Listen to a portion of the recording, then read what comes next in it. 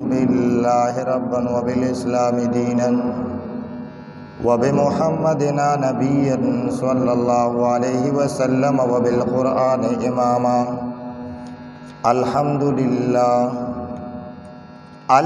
لله وكفى والصلاة والسلام على سيد الأنبياء أكرم عبد وأعظم رسول صلى الله عليه وسلم وعلى آله وأصحابه أجمعين. أما بعد فأعوذ بالله من الشيطان الرجيم. بسم الله الرحمن الرحيم. لقد من الله على المؤمنين إذ بعث فيهم رسولا صدق الله العظيم. وقال رسول الله صلى الله عليه وسلم إنما بعثت معلما أو كما قال عليه الصلاة والسلام. بلغ الغلا بكماله كشف الدجى بجماله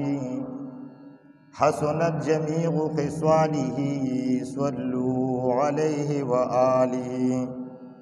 إن الله وملائكته يصلون على النبي يا أيها الذين آمنوا صلوا عليه وسلموا تسليما. فجمع درود شریف وایي. اللهم صل على محمد وعلى آل محمد كما صليت على إبراهيم وعلى آل إبراهيم إنك حميد مجيد. اللهم بارك على محمد وعلى آل محمد كما باركت على إبراهيم وعلى آل إبراهيم إنك حميد مجيد. زما عزتمندو،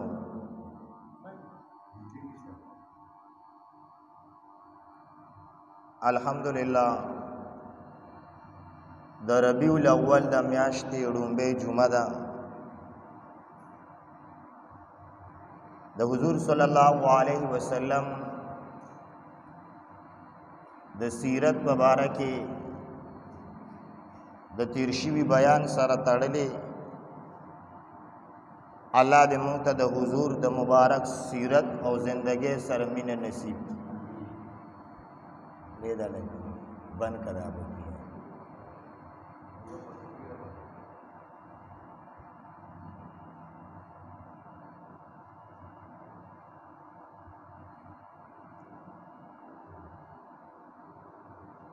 تاسو چې داسې دی خوا دې ته تصوري زه به چا ته خبرې خفه نه شو. ما ته توجه کوي چې دا ټولې کیسې پرېږدئ.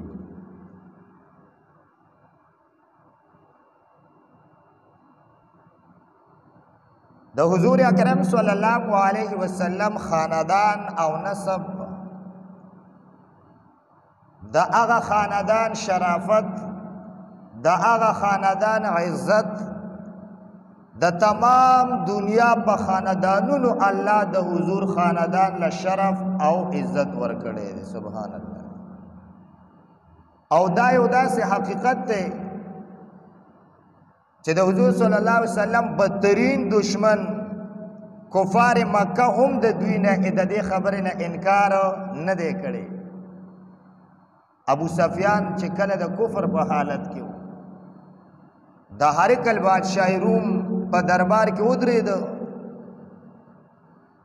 او هرقل ته تپوس کوي د پیغمبر علیه السلام په باره کې. او دغه وخت ابو سفیان حالت کفر کې و. آخري دا چې هغه ته تپوسونه کول ورته وی دی په نسب او خاندان کې په تاسو کې څنګه دی؟ نو ابو سفیان ورته وی هو فینا ذو نسب، هغه په مونږ کې د ټولو نه اعلی نسب والا دی. دشمن دی جی دغه وخت. ابو سفیان وی دغه وخت چې زه هم ما وی چې زه داسې کومه څه خبره وکړم چې د هرقل بادشاہ روم په نظر کې زه د حضور شان وغورځوم، خو داسې داغه داسې بېداغ زندگی و چې الله جل جلاله پیغمبر علیه السلام له شان ورکړی دی. ماشاءالله تمام انبیاء ګلونه دي، خو نبی کریم صلی الله علیه وسلم له چې الله کم خاندان او کم شرف او عزت ورکړي چاله نه دی ورکړي. او زمونږ نن د یهودو چې زمونږ سره کوم حسد او بغض دی هغه هم دا دی چې دا یهود وایي چې د آخري پیغمبر په مونږ یهودو کې ولې رانغی دا په عربو کې ولې راغی الله قرآن کې فرمایي ان یؤتا احد مثل ما اوتیتم دا یهود په دې سوځي دوی دا خبره او دا شیطانت د اسلام خلال په دې کوي چې دوی وایي ان یؤتا احد مثل ما اوتیتم چې ورکړې شو یو داسې څیز چې هغه مونږ ته راکړی شوی و دا دې امت ته او دې پیغمبر ته ولې ورکړی شو دې عربو کې دا پیغمبر ولې راغی دا په مونږ کې ولې رانغی نو الله دې مونږ ټولو ته د نبی کریم صلی الله علیه وسلم د امتی کېدو اکم حیثیت ته رب دې مونږ ټول د حضور د دین سره وفادار لري او د حضور د سنت او اتباع دې الله مونږ ته نصیب کړي زما عزت مندو نبی کریم صلی الله علیه وسلم فرمایي وی اے صحابه الله د اسماعیل علیہ السلام په اولاد کې کنانه غوړه کړ او بیا الله په کنانه کې قریش غوړه کړ او بیا الله په قریش کې بنو هاشم منتخب کړ او اے صحابه په بنو هاشم کې الله زم منتخب کړم جی سبحان الله بنو اسماعیل زما عزت مندو نبی کریم صلی اللہ علیہ وسلم والد محترم حضرت عبداللہ صاحب دا عبدالمطلب په تمام زامنو کې د پلار ته ډیر زیات نیازبین د پلار ډیر زیات خوښ هغه انسان عبدالله صاحب چې داغه په تندي کې د محمد رسول الله صلی الله علیه وسلم شان د نبوت لکه د نور په شان جلوګرو عبدالله صاحب ډیر لوی انسانو د حسن و خوبه یو لوی پیکر عبدالله صاحب د جمال او د کمال او د کامل سیرت خاون یو داسې عفت انسان داسې حیادار انسان هر وخت په نظر ښکتو د قریش تمام قبیلو د قریش د قبیلو تمام زنانو حسین خزو هغه د عبدالله صاحب په حسن او جمال عاشق وي د عبدالله صاحب ته د واده درخواستونه کول عبدالله صاحب د حضرت عبدالمطلب صاحب داسې یو مبارک بچو چې هغه به هیڅ چاته نه کتل او چې خبره به ډیر بچا تنګ کو وی زه دا لوی خاندان او د دیندار خاندان د کورنۍ بچیم ما سره د دې خبرو ستاسو کار نشته زما مشرانو څخه خبرې وکړي عبدالله صاحب یو ورځ اتفاقا زرقانی لیکي عبدالله صاحب ځنګل ته تللی و د ښکار دپاره د ملک شام یهود د څه علاماتو په وجه وپېژندو چې دا چې دی د عبدالله نو دا د نبي آخر زمان پلار دی یهودو ته دومره د تورات علم په دې وجه دی یهودو عبدالله صاحب باندې حملې کړې وې دې نه مخکې خو دا زرقاني چې دا کومه واقعه لیکي نو دا عجیبه حمله وه عبدالله صاحب ځنګل ته تللی و د ښکار دپاره ملک شام یهودو د څه نښو نه دې وپېژنده چې دا خو حقه انسان دی چې دا به نبي آخر زمان پلار وي هغوی کوشش وکړو چې دې په څه طریقه سره قتل دی یهودو عیسی علیہ السلام هم قتل پس روان شوي او الله فرمایي ویقتلون النبیین بغیر حق دی یهودو به انبیا په ناحق قتلول حضرت عبدالله صاحب دی ځل چې کله دی یهودو عبدالله صاحب ولیدو ټول خوشحاله شو چې یکې تنها دی ورځئ چې حمله پې وکړو لرې یو بابا سړی ناستو دا هغه نوم وهب څه نوم یو جي وهب لرې ناستو هغه کتل عبدالله صاحب ځان له ځنګل کې د ښکار پسې راوتې یهودو پې حمله وکړه او یو لوی لښکر پې رالو ناڅاپه د الله د حفاظت په طور د غیب او د عالم نه الله یو داسې سواره راوچت کړه چې هغه یهودو کله هغه سورو ته وکتل نو د هغوی شکلونه د انسان مشابه نو هغوی ته ویرېدل ټول یهود وتښتېدل او دا لخکر رالو چې هغه کله یهود وشړل نو اکدم غیب شو. وهب بن منبع دا چې دی دا حالات په خپلو سترګو ولیدل د هغه ځای نه. الله د حضرت عبدالله صاحب حفاظت وکړو جي. داسې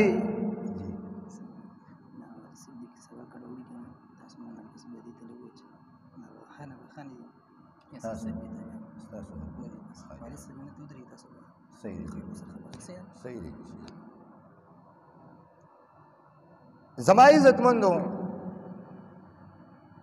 الله داسې سواره راولېږل او یهودي په هغې سره وشړل. کله چې دا حالت د وهب بن مناف نوم یې څه نوم یې وهب بن مناف عبد مناف د چې دا حالت ولیدو د ده په نظر کې د عبدالله ډېر حسین او ډېر خوښ شو او اسم ورته ګران و دا خاندان عبدالله صاحب د عبدالمطلب صاحب د بیت الله شریف خاندان منجوران او خادمانو. نو دی وهب بن مناف د ده د زړه داسې تمنا و خپل دوستانو ته یې وي عبدالمطلب صاحب خبر ولېږه ورته یې زما کور کې یو لور ده او هم داسې ډېر حیاناک او دینداره ده د کفر نه د شرک نه د بتپرستۍ نه د هر څه نه ځان له ده او یو ډېره څنګه چې ای عبدالمطلب صاحب ستا دا زوی عبدالله دی نو زما د زړه د ارمان دی خواهش دی چې ما وی چې زه به د دې خپلې لور نکاح د داسې انسان سره کوم چې هغه ډېر پاک دامنه انسان وي ډېر حیاناک انسان وي. ای عبدالمطلب صاحب هغه ستا دا بچی دی عبدالله صاحب نو که خوښه دي زما دا لور د عبدالله ته په نکاح کا. عبدالمطلب صاحب چې د کومې رشتې دپاره د عبدالله صاحب دپاره په فکر کې و هغه څیز الله د وهب بن مناف په کور کې پیدا کړ او د دې جینۍ نوم و حضرت آمینه بیبي. څه نوم یې و جي؟ آمینه بیبي. نبی کریم صلی الله علیه وسلم شجره چې ده نو هغه حضور د پلار او د مور د دواړو د طرف نه قریشي دی د مور او پلار دواړو د طرف نه. ما سره وایي ګوره محمد صلی الله علیه وسلم بن عبدالله بن عبدالمطلب بن هاشم بن عبد مناف او دا بل رشته ده آمینه بنت وهب بنت عبد مناف بنت زهره دا وهب چې دی نو دا د عبد مناف زوی او دا عبد مناف چې دا د زهره زوی او بیا زهره چې ده نو دا لور و د چا د کلاب بن مره او د حضور شجره کې راځي هاشم بن عبد مناف بن قصی بن کلاب بن مره ورپسې بن کعب بن لوی بن فهر بن مالک بن غالب بن فهر بن مالک فهر بن مالک قریشی نو حضور دا رشته د دواړو په کلاب بن مره باندې ملاوي. نو حضور د مور د طرف نم قریشی شو او د پلار د طرف نم قریشی شو. نبی کریم صلی الله علیه وسلم نکاح عبدالمطلب سے دا رشتہ په خوشی سره منظوره کا. عبدالله صاحب د 24 سال په عمر کې د آمینې بیبي سره نکاح وشوه او کله چې نکاح وشوه شپه تېره شوه سحر عبدالله روان دی د مکې په کوڅو کې هغه د عربو غټې قابلې حسینې ښځې ابه ورته په کړکو دروازو کې ناست وې چې کله هغوی عبدالله صاحب ته وکته ټولو چغې کړې او رامنډې کړې ای ښځو راشئ. عبدالله صاحب چې کم حسن او جمالو دا عبدالله صاحب په تندي کې چې کم نورو نن هغه نور څه ململ غونته کې ښکاري.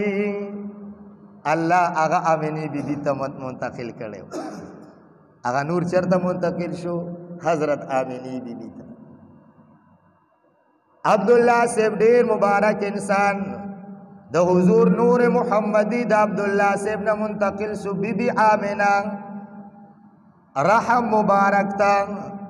کله چې د حضور حمل د آمینې بیبي حمل هغه 2 میاشتو ته ورسېدو عبدالمطلب صاحب خپل زوی عبدالله صاحب له کجورې ورکړې وی دا واله تجارت دپاره مدینې ته یوسه. عبدالله صاحب تجارت دپاره روان شو. بعض روایت کې راځي ملک شام ته روان شو واپس راتلو کې د مدینه په لار باندې د دې عبد الله صاحب چې کوم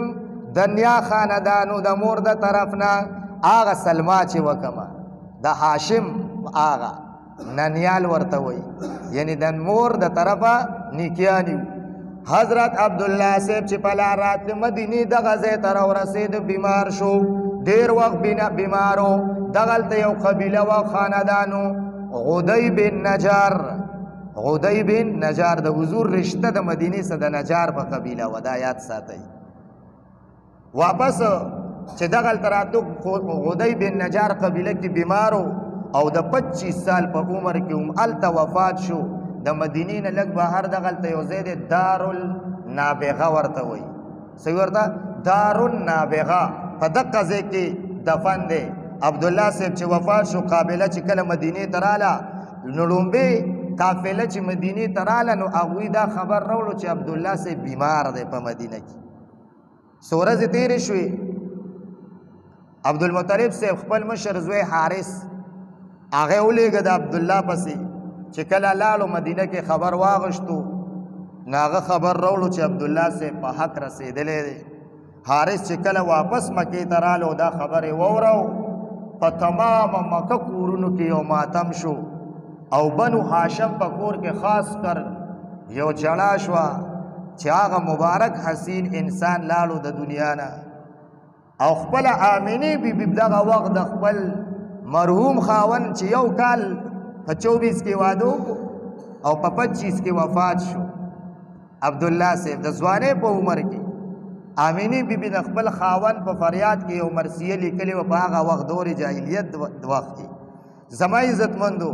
روایت کې راځي وایي د عبدالله صاحب په وفات فرشتې هم غمګینې شوې او ډېر په حسرت سره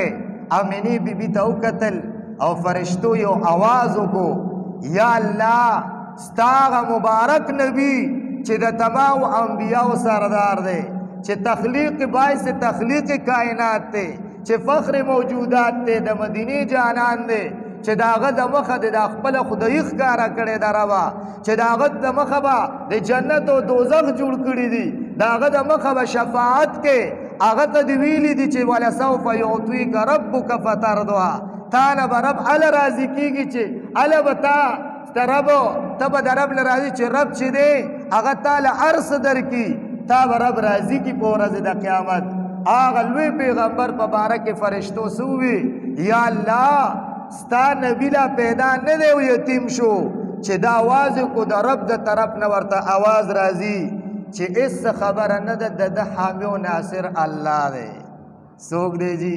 الله د حضور حامی و ناصر دی د حضور د پیدایش نه مخکې والد محترم عبدالله صاحب وفات شو زما عزتمندو د سیر کتب لیکلي دي چې عبدالله صاحب په وراثت کې پیغمبر علیه السلام ته څه پاتې شو یو وینځه پاتې شوه د هغې نوم ام ایمن څه نوم یې وجي مشره ښځه وه او دید نه مشهوره په برکه وه په څه نوم برکه برکت به یې ورته ډېره برکتي ښځه وه یو څو خان یو څو چیلې دا ټوله ترکه نبی کریم صلی الله علیه وسلم ته پاتې شوه د پلار نه دغه چې وه ام ایمن دی به چې حضور بیا کله پیدا شو د حضور کپړې وینځل پرورش ضروریات ټولو دپاره دا سمه نره ولاړه وه داسې د حضور ساته لکه څنګه مور چې خپل بچی ساتي ام ایمن د دې نکاح بیا پیغمبر علیه الصلاة والسلام په خپل جون د دې نکاح د یو کس سره وکړه او د هغه نوم اوسه زید غلام ورسره حضور نو ساتلی ماشوم یې چې لوی کړی و هلک زید بن حارثه حضور د دې نکاح د ام ایمن نکاح چا سره وکړه زید بن حارثه سره الله دې ام ایمن له د زید نه الله دې ام ایمن له زوی ورکو چې د هغه نوم اوسه اسامه څه نوم یې وجي اسامه چې یو ډېر لوی لیډر د اسلام او ډېر جاباز صحابي اسامه بن زید رضی الله تعالی عنہ څه نوم یې وجي اسامه بن زید زما عزتمندو ان شاء الله دینه بعد به د حضور د پیدایش واقعه را روانه جمعه بیانېږي او ان شاء الله هغه به خیر ربیع الاول ته نږدې وي 12 ربیع الاول په هغې کې به د حضور د پیدایش برکات بیانېږي چې د حضور د پیدایش څومره برکات. نن یو خبره کو عقیده د حضور صلی الله علیه وسلم والدین کریمین د حضور د والدینو د ایمان په باره کې خبره ده. په دې کې اختلاف دی. بعض علما فرمایي هغه مؤمنان نو او بعض په دې مسله کې توقف کوي څه کوي خاموشي او بعض فرمایي چې هغه بعضو کې کوم چې فرمایي هغه څوک علامه سیوطي رحمت الله تعالی علیه علامه ابن حجر ابن هشام یعنی شامی والا چې کوم دی زما عزتمند شمس الدین دمشقی عبدالحق محدث دیلوی رحمه الله عبدالحق مهاجر مدنی رحمه الله د دې ټولو دا عقیده دا او دا قول دی چې د حضور والدین مور او پلار بلا شک او شبه مؤمنانو سوجي مؤمنانو. اوس دلیل خبره له دلیل دی د حضور د والدینو مومن نه منل دا د علماء متقدمین مسلکو او چې کوم متأخرین رااله نو د متأخرین علما تحقیق سره دا مسله ثابت شوه چې د حضور والدین بلکې والدین نه د حضور تمام آبا و اجداد د آدم علیه السلام پورې دا څومره سلسله چې و دا ټول په ټول مؤمنانو. سبحان الله. او آیت وره الله حضور ته د مینې نه وایي وتقلبک فی الساجدین سوی ورته وتقلبک اے محبوبا مونږه تقلب وی اوړېدو راوړېدو ته اے محبوبا ستا دا نور محمدی چې دی نو دا به مونږ لیدو او دا به مونږ ته اوړېدو راوړېدو فی الساجدین په سجدو کې پس کې جی په سجدو کې یعنی دا چې د آدم علیه السلام نه تا پورې دا څومره وکنه نو دا ټول ما ته به سجده و چا ته به سجده و جی الله ته وتقلبک فی الساجدین مونږ لیدل ستا دا پلټېدل ستاسو دا د نور اوړېدل په سجدو کې یعنی څومره چې و دا سلسله کې د آدم علیه السلام پورې دا ټول په ټول سوجي مؤمنانو. ما سره وایي ټول په ټول د حضور والدین د حضور نیکیان د حضور تمام خاندان مؤمنانو جی چې کوم دا حضور د چا په نسل کې دا نور راغلی دی هغه ټول سلسله چې ده هغه مؤمن او ایمان والا دي. زما عزتمندو د دې لومبه دلیل علماء متأخرین درې طریقو سره دا خبره کوي چې د حضور والدین مؤمنان دي.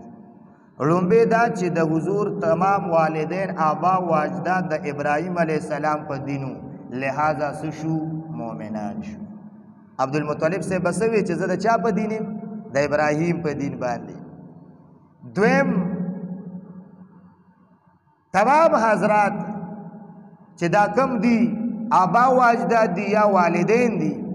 مثال نو دا د حضور د اعلان نبوت نمخ کې په داسې زمانہ کې وفات شو چې هغه زمانه ته زمانه فطرت وایي. فطرت داسې زمانه ته وایي چې هغې کې یو دین هم نه وي او دې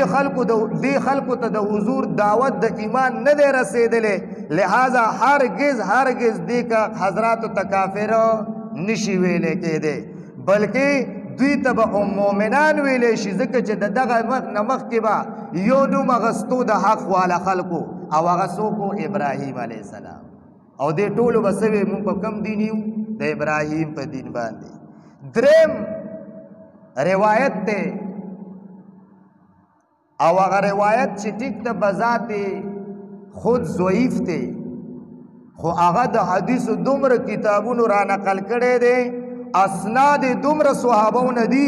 لکه یو صحابي نه دی روایت دوونه نه دی روایت دریونه نه دی روایت نه د هر یو نه بیله بیله سلسله کې په حدیثو کې نو د زیات اسناد په وجه باندې دا حدیث حسن هم دی او صحیح تم رسیدلی دی او حدیث څه دی اورئ حضرت عائشہ رضی اللہ تعالی عنہ فرمائی حضور اقدس صلی اللہ علیہ وسلم د حجۃ الوداع په موقع باندې ټول د حضور سره حضور د عرفات خدمه وکړه د حج احکام پوره کله چې مقام حجون هغه غر لمنې ته راورسېد نو ډېر غم او رنج کې ډوبو جړلې عائشہ بی بی فرمایي ما چې حضور ته وکتل نو مالم جړا راله عائشہ بی بی فرمایي زم په جړا شوم حضور د خپل اوخې نه راکوشو لږ ساعت پس زمانه بعد لاړو تشریف یوړو د هغه ځای نه غر پناه لاړو ډېر وخت بعد بیا ماله راغی وی کله چې ماله راته عائشہ بی بی فرمایي حضور خندل او ډېر خوشحاله ما ته تپوس وکړو دریاب مې وکړو د الله رسوله زما مور پلار پتا قربان دا څه خبره وه ته خو ډېر پریشانه حالت کې داسې لاړې واپس رالی اوس ډېر مسکراهټ او خندا سره حضور ارشاد فرمایي اے عائشې زه د خپلې والدې آمینې بیبي د قبر زیارت له تللی ما الله ته سوال وکړو چې یا الله آخري حج مې وکړو د دنیا نه روانې ما یا الله دا مور مې را ژوندی که چې زما کلمه ووایي ای عایشې بیبي الله زما مور را ژوندی که ما کلمه ورته ووایي او بیا وفات شوه حضور ته الله دا را ژوندی کړه داسې عبدالله صاحب په باره کې الاشباع والنظائر کې دي چې هر هغه کس چې د کفر په حالت کې مړ شي په هغه لعنت جایز دی بجز د رسول الله صلی الله علیه وسلم د والدینو نه ځکه چې د هغوی د ایمان ثبوت په حدیث سره موجود دی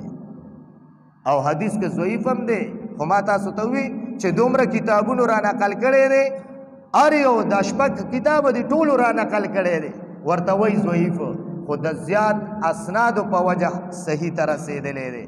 نو د ټول چې کوم د ایمان د کفر په حالت کې تلی عقیده ووره په هغوی باندې ابولهب باندې ته لعنت ویلی شي هر یو کافر باندې چې د کفر په حالت کې